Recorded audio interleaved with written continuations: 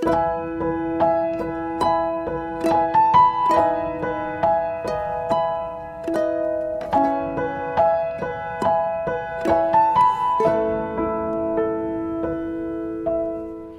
kita berdoa.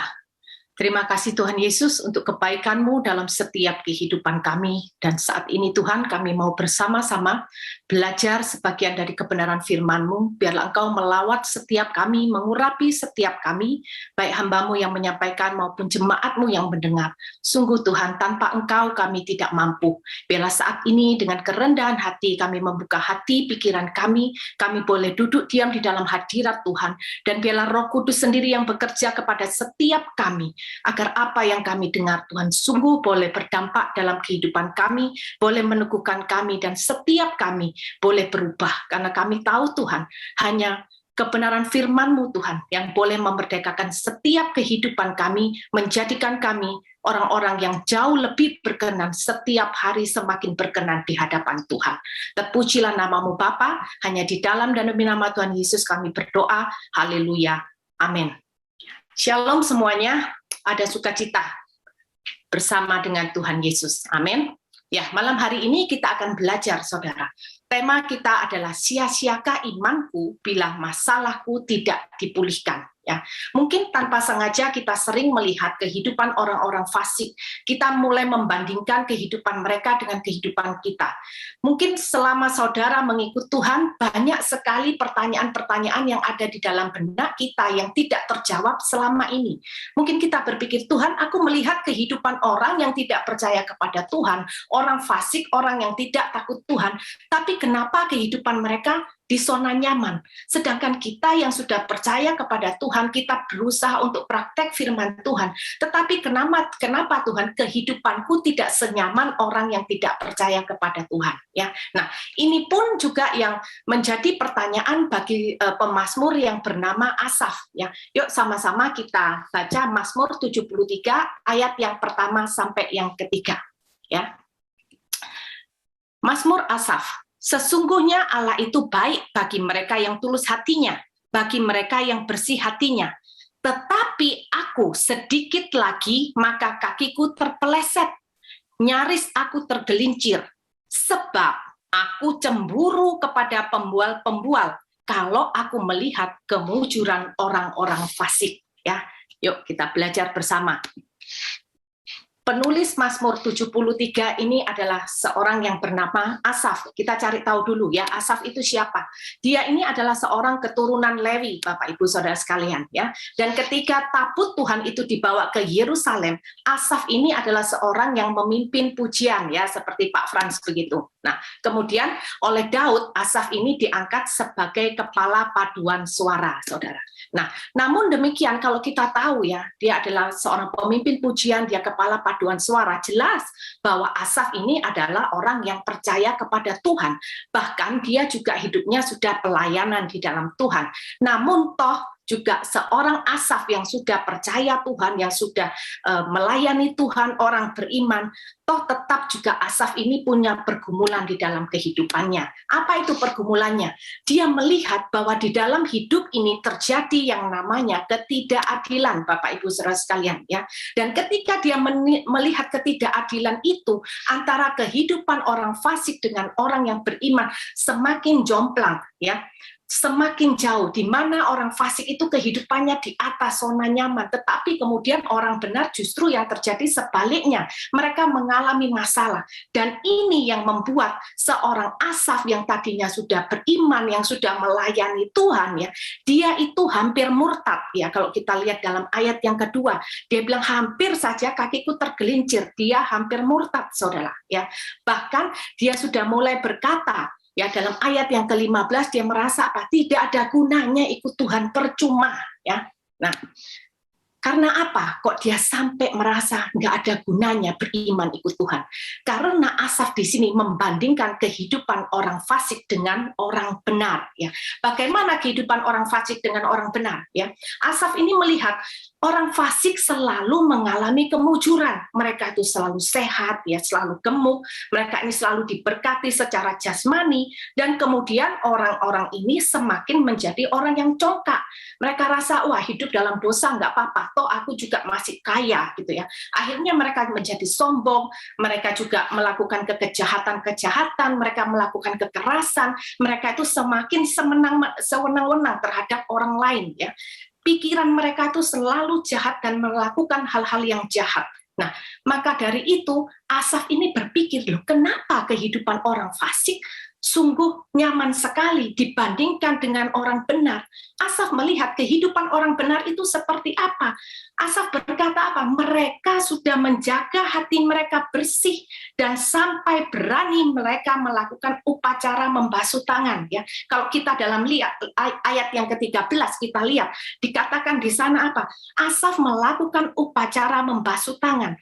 Pada zaman itu upacara membasuh tangan itu menandakan bahwa mereka tidak bersalah di hadapan Tuhan, hati mereka murni, hati mereka bersih, hati mereka itu tulus di hadapan Tuhan. Namun ternyata kenyataannya orang beriman ini yang tadi sudah hatinya tulus, yang hatinya murni, tetap dirundung kesakitan, mereka mengalami masalah, bahkan malapetaka demi malapetaka tetap terjadi di dalam kehidupannya. Ini yang membuat Asaf ini semakin bingung. Itulah yang terjadi di dalam pergumulan Asaf, ya. Mungkin ini juga terjadi dalam kehidupan kita. Kita berkata, Bu, kadang-kadang saya sudah mengampuni orang yang bersalah kepada saya, tetapi saya melihat semakin diampuni orang ini semakin ngelunjak, gitu ya. Mungkin ada pasangan yang sudah mempraktekkan firman, tetapi dia tetap melihat bahwa pasangan hidupnya tidak berubah. Rasa-rasanya tidak ada pengharapan. Sampai mereka bilang, Bu, saya sudah praktek firman, tapi apa yang saya dapat? Tidak ada perubahan yang saya lihat. Dan saya merasa begitu sia-sia iman saya mengikut Tuhan. Itu pun yang dirasakan oleh Asaf. Tapi saudara, kita belajar dari Asaf. Ketika Asaf juga mempertanyakan hal itu kepada Tuhan, ketika dia, Tuhan, aku ini tidak ngerti, Tuhan.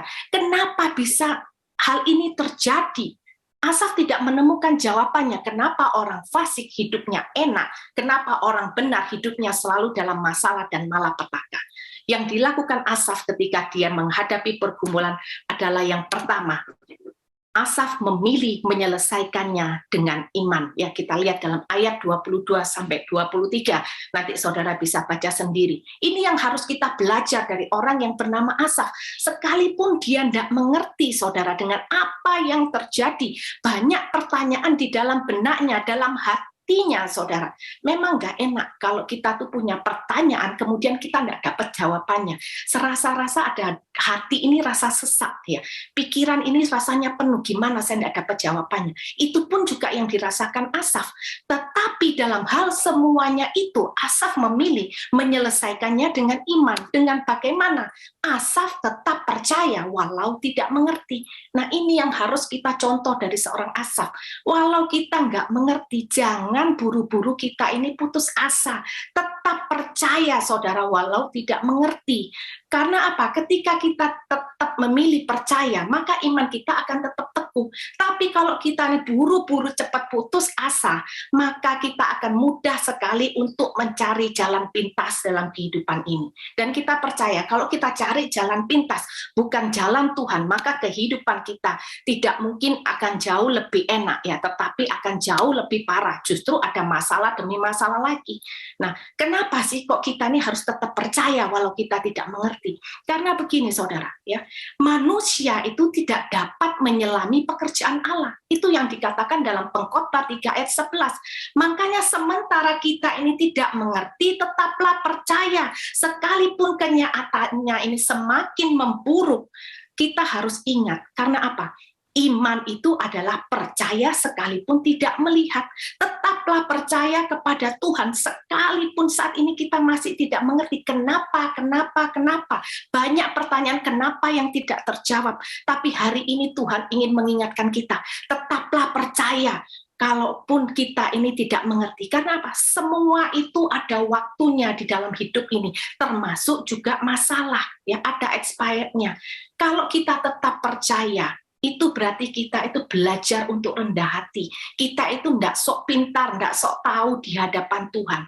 Tapi orang yang kemudian sok pintar di hadapan Tuhan, ketika dia mulai ada pertanyaan dalam hidupnya, dia tidak mau menunggu jawaban Tuhan, maka dia akan mulai mengambil sebuah kesimpulan tersendiri dalam hidupnya, dalam pikirannya. Kemudian dia berkata apa? Percuma ikut Tuhan.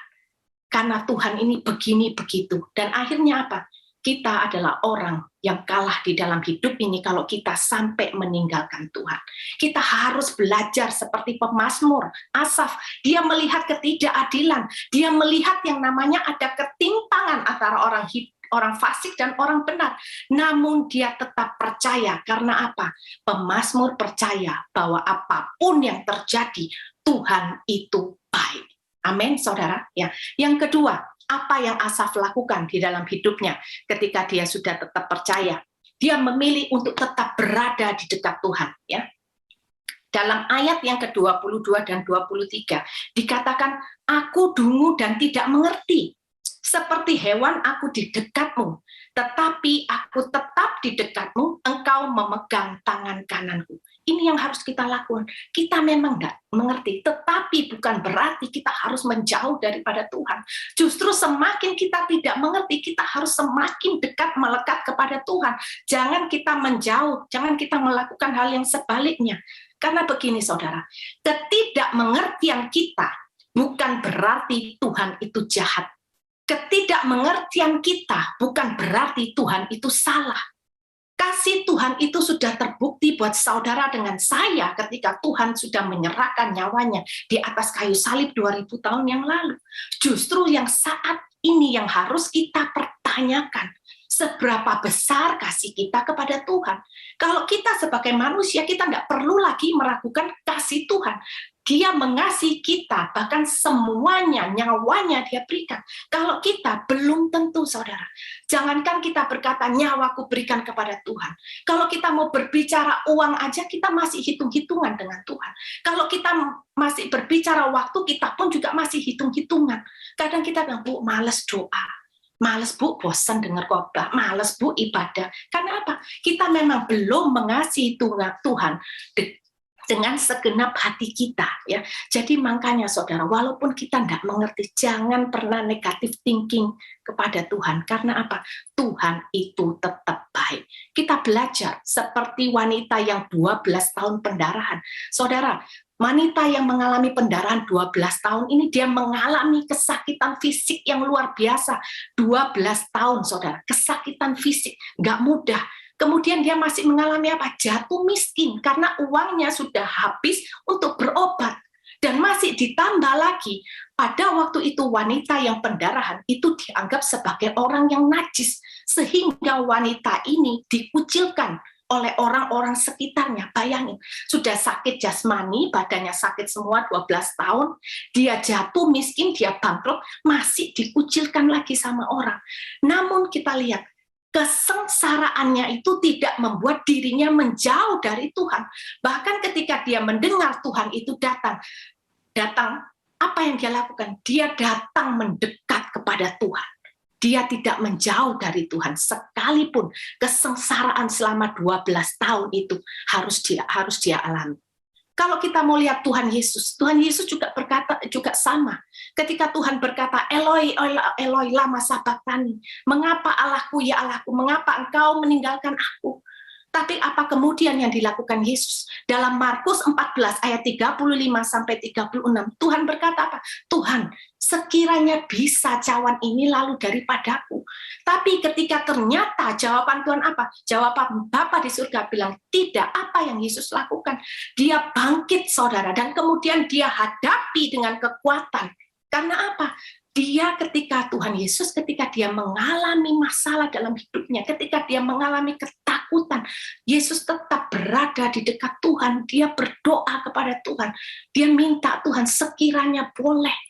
Tapi kalau keputusan Bapa di surga berkata apa? Tetap tidak boleh. Engkau harus tetap menjalani ini semua. Sacrifice harus tetap berjalan. Apa yang dilakukan Yesus? Apakah Yesus marah? Tidak. Tetapi ketika dia berada di dekat Tuhan, Yesus ini mendapatkan kekuatan sehingga dia bangkit kembali dan dia melakukan kehendak Bapa. Kalau kita lihat seorang yang bernama Daniel juga seperti itu. Ketika diberikan peraturan bahwa kalau ada orang yang menyembah Tuhan, selain daripada menyembah raja dalam 30 hari, maka orang itu akan dimasukkan ke gua singa. Tapi apakah kemudian Daniel takut dengan ancaman itu? Enggak, saudara. Kalau apa yang dilakukan Daniel, dia mengalami ketidakadilan. Dia sudah dekat sama Tuhan loh. Dia orang yang benar-benar beriman. Dia menjaga kehidupannya, hidup kudus di hadapan Tuhan. Tapi kenapa kok Tuhan biarkan masalah itu terjadi dalam hidupnya?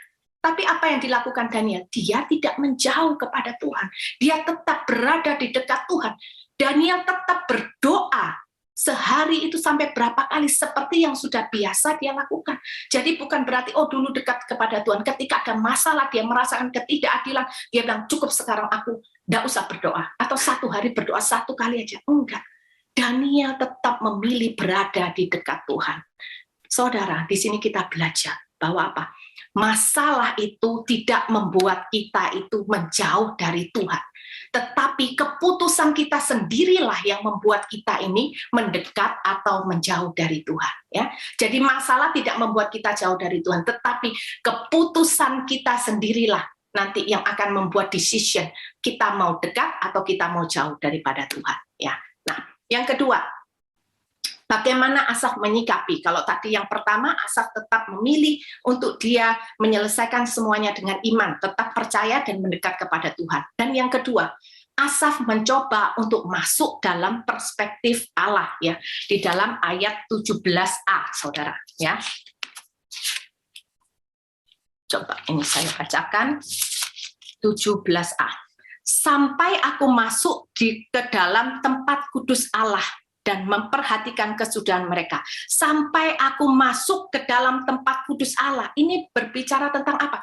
Asaf berusaha untuk melihat semuanya itu dari kacamata Tuhan, dari perspektif Tuhan, bukan perspektif dirinya, manusia yang penuh dengan kesalahan, ya, manusia yang tidak semuanya tahu. Maka Asaf masuk ke dalam perspektif Allah. Apa saja yang dia coba renungkan? Yang pertama itu tentang iman, saudara. Ya, perspektif manusia tentang iman kita bandingkan dengan perspektif Allah tentang iman.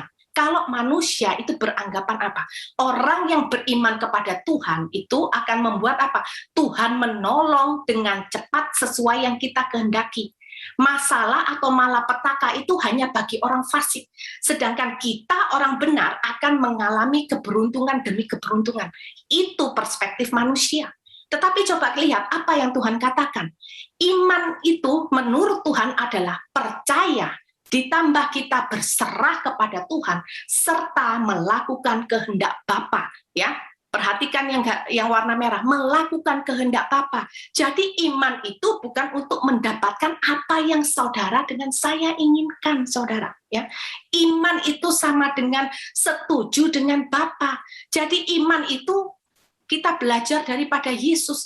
Ketika Tuhan berkata, Tuhan kalau bisa cawan ini lalu daripadaku. Tetapi apa yang Yesus kehendaki tidak sesuai dengan kehendak Bapa. Dan apa yang Yesus lakukan? Yesus setuju dengan Bapa. Oke Bapa, aku lakukan. Ketika pengorbanan itu memang harus tetap dijalankan di atas kayu salib, aku akan melakukan. Itu adalah iman, saudara. Ya, seringkali kita ini memperlakukan Tuhan ini seperti tongkat ajaib, saudara. Ya, kita sering memperlakukan Tuhan itu seperti apa? Kantong Doraemon, maunya bim salah bim, langsung jadi. Ketika ada masalah, kita sepertinya langsung, kalau berdoa itu sama seperti ketika kita merokokkan tangan kita ke kantong Doraemon. Begitu keluar dari kantong, ada solusi. Ini adalah iman yang salah kaprah, saudara. Ya. Nah, yuk selanjutnya kita belajar. Apa sih kehendak Bapa? Ya. Memikirkan perkara di atas, bukan di bumi, saudara. Itu yang Tuhan mau, itu kehendak Bapa. Ya. Pikirkanlah perkara yang di atas, bukan yang di bumi. Kemudian dalam Matius 6:33 dikatakan, carilah dahulu kerajaan Allah dan kebenarannya, maka semuanya itu akan ditambahkan kepadamu, saudara. Ya. Jadi kehendak Bapa itu bukan datang ke dunia untuk membuat setiap orang yang percaya kepada Dia menjadi orang yang kaya raya, tidak ada masalah, semuanya selalu keberuntungan demi keberuntungan, mujizat demi mujizat. Bukan hal yang seperti itu ya saudara. Tetapi Tuhan berkata apa? Carilah dahulu kerajaan Allah dan kebenarannya, maka semuanya akan ditambahkan kepadamu. Kita harus lihat, ini ayat Matius 6:33. Kita harus lihat kembali ayat yang ke-32. Apa itu saudara? Semua itu dicari bangsa-bangsa yang tidak mengenal Allah, akan tetapi Bapamu yang di surga tahu bahwa kamu memerlukan semuanya itu. Orang yang tidak mengenal Tuhan itu memang hanya mencari perkara berkat jasmani daripada Tuhan. Tapi Tuhan berkata apa? Bukan itu loh yang Tuhan mau. Iman itu bukan sekedar seperti itu, tetapi iman itu setuju untuk melakukan kehendak Bapa, yaitu apa? Kita harus cari kerajaan Allah dan kebenarannya, kemudian kita lakukan di dalam hidup ini, saudara. Tuhan Yesus datang ke dunia itu untuk karya keselamatan, supaya saudara dengan saya setelah selesai kehidupan kita di dunia, kita punya kehidupan kedua, yaitu apa? Kehidupan bersama dengan Tuhan Yesus di surga. Jadi berkat jasmani bukanlah fokus daripada iman kita, saudara. Ya, nah contohnya itu apa? Buktinya, Yesus lahir itu dalam kemiskinan. Ini Tuhan ini sedang ngajarin kita, saudara. Kenapa kok Yesus itu lahir dari kemiskinan? Tuhan ini ingin memberitahu kita bahwa berkat jasmani itu bukan fokusnya dari iman, saudara. Kita bayangkannya dalam Lukas 2 ayat 7. Dan ia melahirkan seorang anak laki-laki, anaknya yang sulung, lalu dibungkusnya dengan lampin, dibaringkannya di dalam palungan karena tidak ada tempat bagi mereka di rumah penginapan, saudara. Ya. Palungan ini, saudara tahu palungan itu apa, saudara? Palungan itu adalah tempat makan ternak. Kalau lampin itu apa? Kain kasar yang sudah koyak sana-sini. Jadi bukan juga kain yang baru, saudara. Ini menunjukkan betapa miskinnya orang tua Yesus. Yesus harus lahir dari orang tua yang kehidupannya itu sangat miskin. Tetapi apakah itu menjadi masalah? Tidak, saudara. Ya. Nah, kemudian yang kedua, buktinya apa? Yesus mengalami ketidaknyamanan sejak masih bayi. Dalam Matius 2 ayat 13, ya. Dikatakan apa? Bangunlah, ambillah anak itu serta ibunya, larilah ke Mesir dan tinggallah di sana sampai aku berfirman kepadamu. Karena apa? Herodes akan mencari anak itu untuk membunuh dia. Bayangin, dari sejak masih bayi, Tuhan Yesus tuh harus dibawa ke kiri, ke kanan. Karena apa? Ada seorang raja Herodes yang ingin membunuhnya. Tuhan Yesus datang ke dunia bukan dengan segala kenyamanan, tetapi dia datang dengan segala ketidaknyamanan. Itu resiko yang harus dia tanggung. Di sini makanya ketika kita mengikut Tuhan, kita beriman kepada Tuhan, tapi yang kalau kita cari hanya kenyamanan hidup, maka iman kita ini iman yang salah kaprah, saudara. Kita salah mengikut Tuhan. Nah, kenapa kok saya mau kita ini semua belajar? Karena begini, saudara, beriman kepada Tuhan itu baik. Tapi kalau pengertian iman kita itu tidak benar, belum benar, masih salah, maka sia-sialah kita mengikut Tuhan. Karena kalau startnya sudah salah, hasil akhirnya juga salah, saudara. Ya, makanya hari ini kita mau belajar benar-benar supaya kita punya iman yang benar di hadapan Tuhan. Ya, dan kemudian Tuhan juga mengatakan apa? Syarat mengikut Yesus adalah apa? Sangkal diri dan pikul salib. Syarat ikut Yesus bukan kaya raya dan zona nyaman, tapi syarat Yesus adalah sangkal diri dan pikul salib, saudara. Dan kemudian ayat ke-26 dikatakan juga di sana, saudara, ya, apa gunanya seorang memperoleh seluruh dunia tetapi kehilangan nyawanya? Tetapi barang siapa kehilangan nyawanya karena aku, ia memperolehnya. Di sini, saudara, kita harus tahu bahwa mengikut Tuhan Yesus kita harus rela, kita harus mau, dan kita harus sanggup menderita. Tidak ada satu hal pun yang layak untuk kita pertahankan kalau kita mengikuti Yesus. Makanya dikatakan apa? Kalau engkau pasti pertahankan nyawamu, justru engkau akan kehilangan. Maka tidak ada satu pun di dunia ini, barang dunia yang harus kita gandoli. Enggak. Tapi harus benar-benar kita lepaskan supaya kita ini memperoleh Yesus. Ya. Kemudian selanjutnya, Yesus menolak dijadikan raja secara harafiah. Ya. Dalam Yohanes 6 ayat yang ke-15. Nah, ini kejadiannya setelah Yesus ini memberi makan 5.000 orang.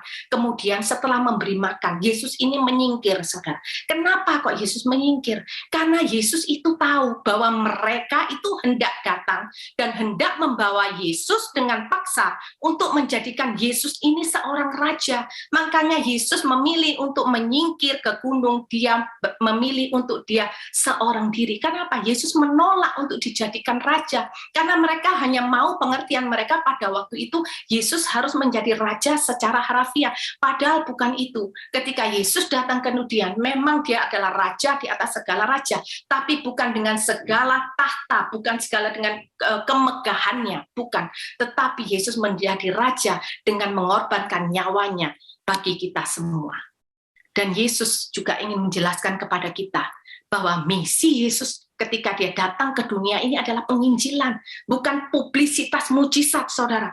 Makanya dalam Markus 1 ayat 44, ketika Yesus sudah menyembuhkan seorang penyakit kusta, Yesus melakukan mujizat.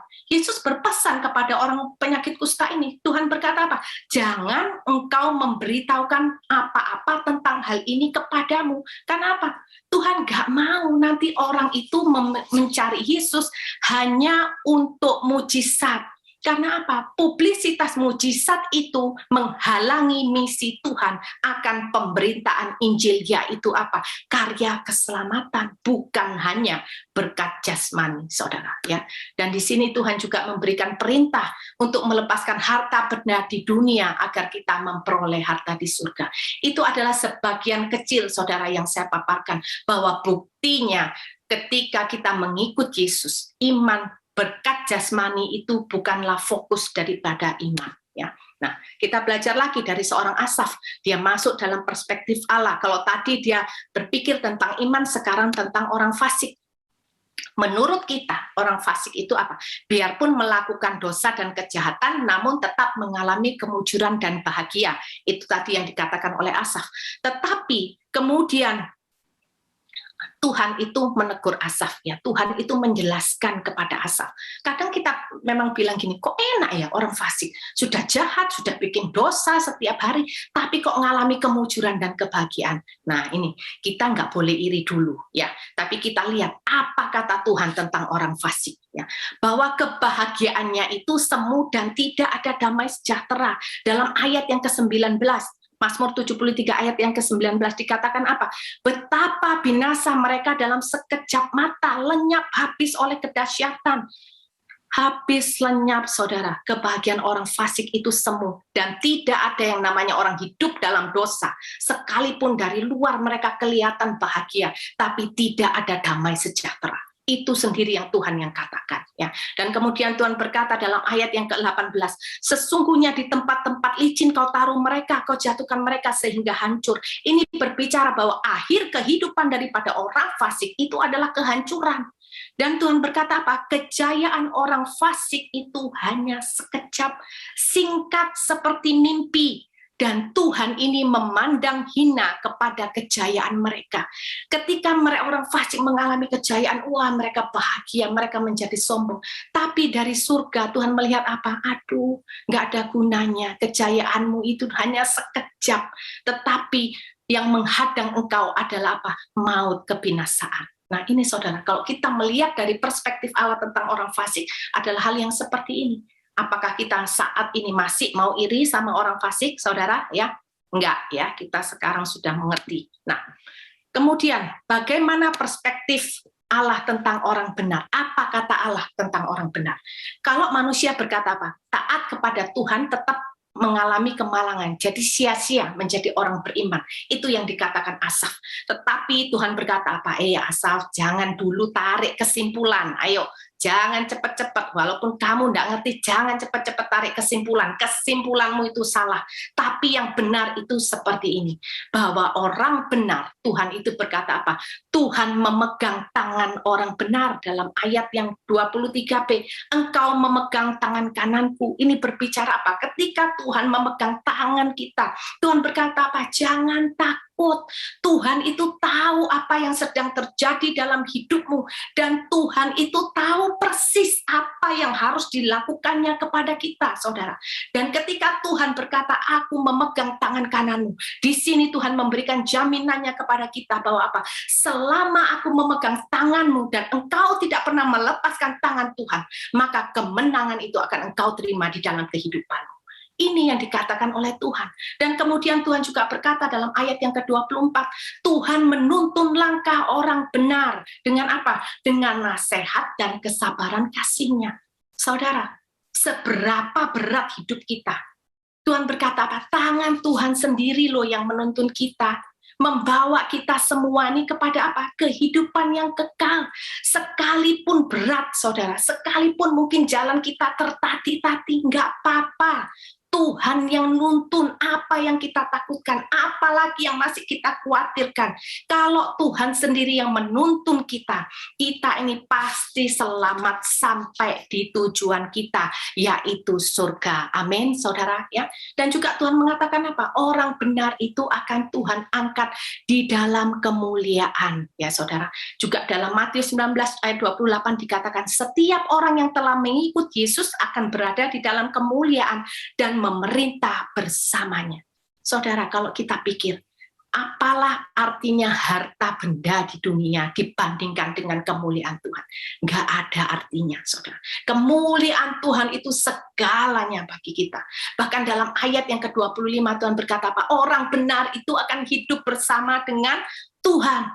Kita lihat orang kaya yang dibandingkan dengan orang miskin yang duduk di pangkuan Yesus. Orang kaya ini menyesal karena apa? Dia melihat, oh orang miskin, tapi hidupnya bersama dengan Tuhan. Dia ingin seperti itu, tapi sudah terlambat, saudara. Makanya kita harus lihat, semuanya itu dari perspektif Allah. Orang benar mengalami masalah, mengalami kemenangan, tapi Tuhan berkata apa? Orang benar akan hidup bersama Tuhan. Bahkan Tuhan berkata, orang benar akan memperoleh Tuhan. Dan ketika saudara dengan saya memperoleh Tuhan, maka kita memperoleh segalanya. Tidak ada lagi yang kita butuhkan dalam hidup ini kalau kita memperoleh Tuhan. Amin, saudara. Dan Tuhan berkata apa? Orang benar itu adalah orang yang akrab dengan Tuhan. Dan saudara tahu, kalau orang yang akrab dengan Tuhan, diberitahukan semua rencana Tuhan itu pada kita. Wow, luar biasa, saudara. Inilah berkat-berkat yang Tuhan katakan buat orang benar, saudara. Ya. Bagaimana kemudian dengan masalah? Terus masalah itu gimana? Tuhan itu memakai masalah untuk menggarap karakter kita, saudara. Kita ini sedang dipersiapkan menjadi mempelai yang berkenan bagi Tuhan. Jadi saudara ini ketika kita mengikut Tuhan, jangan beranggapan ketika mengikut Tuhan tidak akan ada masalah selesai. Masalah itu dalam hidup kita tidak akan pernah selesai sampai kita menutup mata. Karena memang Tuhan juga memakai masalah untuk menggarap karakter kita, saudara. Ya. Tapi yang harus kita perhatikan adalah hal yang seperti ini. Masalah itu jangan dijadikan penghalang kenyamanan, saudara. Tapi anggaplah masalah itu menjadi peruntuk iman. Kalau kita menganggap masalah sebagai penghalang kenyamanan kita, maka kita akan marah sama Tuhan. Aku tidak suka kenyamananku terusik. Tapi kalau kita menganggap masalah itu sebagai alat Tuhan untuk menggarap karakter kita, masalah ini bisa menjadi peruntuk iman kita, maka fokus kita adalah kepada iman kita. Fokus kita adalah kepada karakter kita. Kita tidak akan marah kepada Tuhan, tapi kita tahu, oh ya Tuhan, memang masalah ini Tuhan izinkan untuk menggarap karakterku, buang karakter yang jelek. Oh ya, aku tahu Tuhan, masalah ini memang iblis itu suka pakai masalah juga untuk meruntuhkan imanku kepada Tuhan. Aku nggak mau. Jadi kita fokus kepada iman kita yang tetap teguh, tetap percaya, yang kadarnya ini tidak turun, walaupun masalah demi masalah terjadi dalam hidup kita. Ya. Ibrani 12 ayat 6 dikatakan apa? Karena orang yang diakui sebagai anak oleh Tuhan itu akan disesahnya. Makanya kalau Tuhan itu sayang sama kita, masalah itu tidak akan pernah habis. Karena apa? Tuhan sedang menggarap karakter saudara dengan saya, mempersiapkan kita menjadi mempelai-mempelainya yang berkenan di hadapan Tuhan. Ya. Dan juga masalah anak Tuhan adalah apa? Yang sebenarnya masalah kita itu bukan masalah ekonomi, bukan masalah sakit penyakit, bukan saudara. Bukan masalah perselingkuhan rumah tangga. Tapi masalah yang terpenting dalam hidup ini, ketika saudara dengan saya ikut Tuhan, tapi hidup kita tidak berkenan di hadapan Tuhan. Kita berkata, saya beriman kepada Tuhan, tapi kita tidak mau melakukan kehendak Bapa. Maka inilah yang dikatakan iman kita menjadi iman yang sia-sia. Dan saudara juga perlu tahu bahwa pemulihan masalah tidak menentukan hidup kita atau berkenan atau tidak. Ya, jangan kita lihat, orang itu kok masalahnya tidak selesai-selesai. Berarti dia ini masih hidup dalam dosa. Orang ini berarti hidupnya tidak berkenan di hadapan Tuhan. Belum tentu, saudara. Memang ada masalah karena kita dosa dan kesalahan kita sendiri. Tetapi ada masalah yang memang kita ini sudah hidup benar, tetapi tetap ada masalah. Nah ini, masalah yang kedua ini yang sedang saya bahas. Kalau masalah karena dosa dan kesalahan kita itu nggak perlu dibahas, itu sudah resikonya, ya, sudah salah sendiri. Tetapi ini berkata masalah yang kita sudah hidup benar, yang seperti dikatakan Asaf, dia sudah melakukan upacara basuh tangan, tanda dia tak bersalah, tapi masih ada masalah dan masalah sampai akhir itu tidak selesai, dan itu tidak menentukan bahwa kehidupannya di hadapan Tuhan itu berkenan atau tidak. Contohnya siapa? Paulus, Petrus matinya disalib terbalik, murid Yesus Yohanes matinya dipenggal, saudara. Ya, Paulus dia mengalami sakit penyakit, dia berdoa kepada Tuhan, tapi Tuhan berkata apa? Cukuplah kasih karuniaku bagimu, justru dalam kelamahanmu lah kuasaku menjadi sempurna. Doa Paulus tidak semuanya dijawab oleh Tuhan. Tapi ketika Tuhan tidak menjawab, Tuhan tidak memulihkan masalahnya Paulus, apakah kemudian kita bisa berkata kehidupan Paulus tidak berkenan di hadapan Tuhan? Oh, enggak, saudara. Ya, karena kita tahu ya bahwa masalah juga Tuhan izinkan untuk menggarap karakter kita. Nah, konklusinya, saudara, sia-siakah iman kita bila masalah kita ini tidak dipulihkan? Jawabannya, pilihannya ada di tangan kita.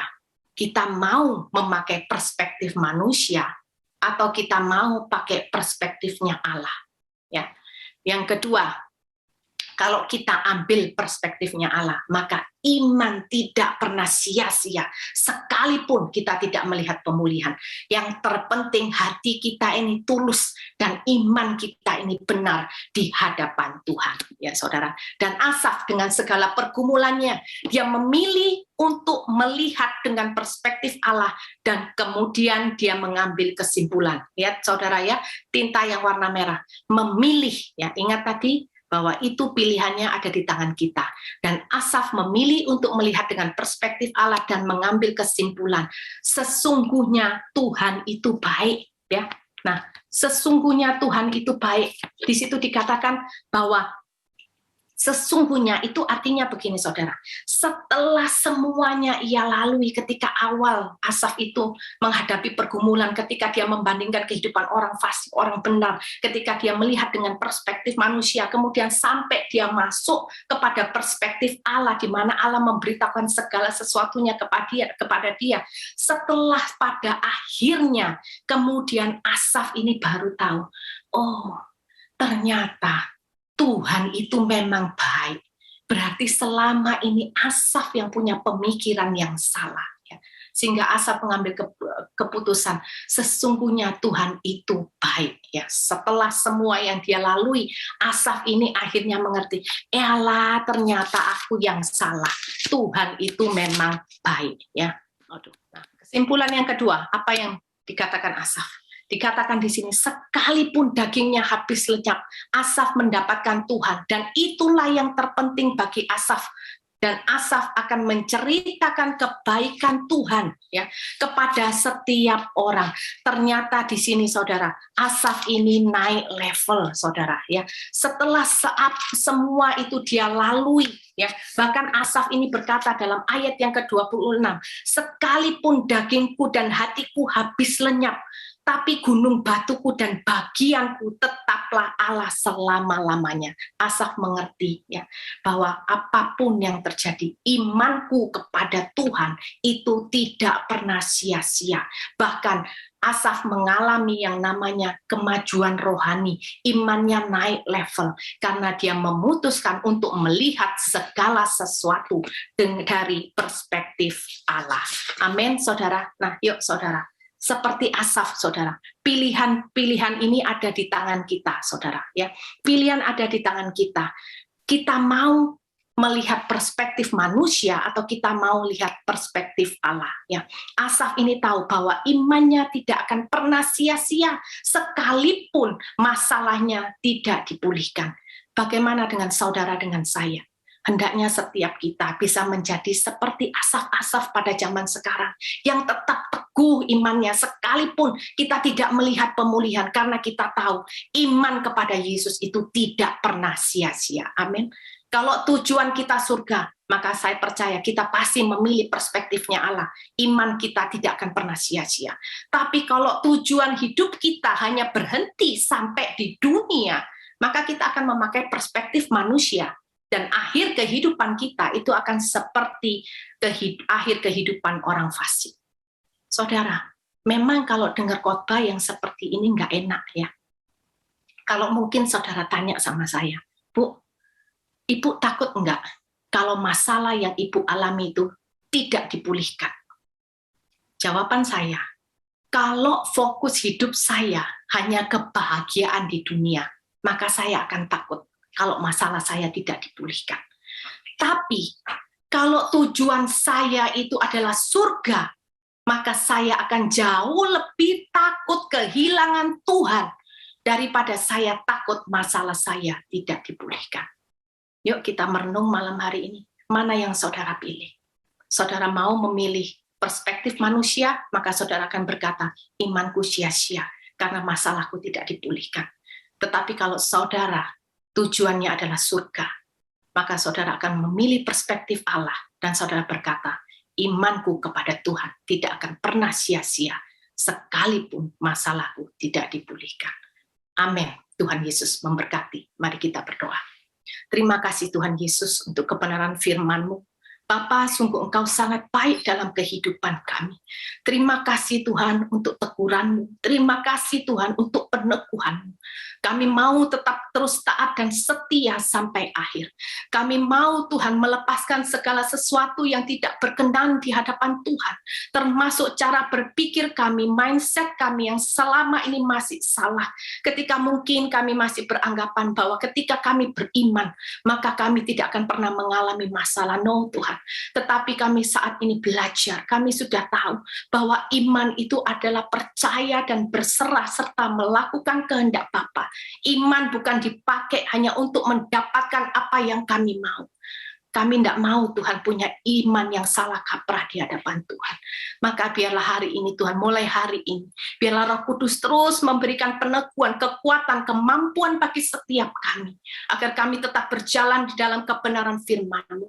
Mungkin Tuhan banyak pertanyaan, kenapa ini, kenapa itu, tapi kami mau belajar seperti pemazmur Asaf. Kami belajar untuk menyelesaikannya dengan iman. Kami mau tetap percaya, kami mau tetap dekat dengan Engkau Tuhan. Dan kami mau melihat semuanya dari kacamata Tuhan, bukan dengan kacamata manusia yang penuh dengan keterbatasan. Dan biarlah kami tetap terus taat dan setia, maka kami percaya, beriman kepada Tuhan, mengikut Tuhan, mengiring Yesus sehidup kami adalah pilihan kami satu-satunya, tidak ada yang lain. Dan kami percaya ketika kami beriman kepada Engkau, iman kami tidak pernah sia-sia. Terima kasih Tuhan Yesus yang baik, biarlah kami selalu boleh melakukan apa yang Tuhan mau, biarlah kehidupan kami selalu menjadi yang berkenan di hadapan Tuhan, dan biarlah nama Tuhan yang dipermuliakan dalam kehidupan kami. Biarlah puji, hormat, kemuliaan kami kembalikan ke dalam satu nama Tuhan kami, Yesus Kristus. Haleluya. Amin.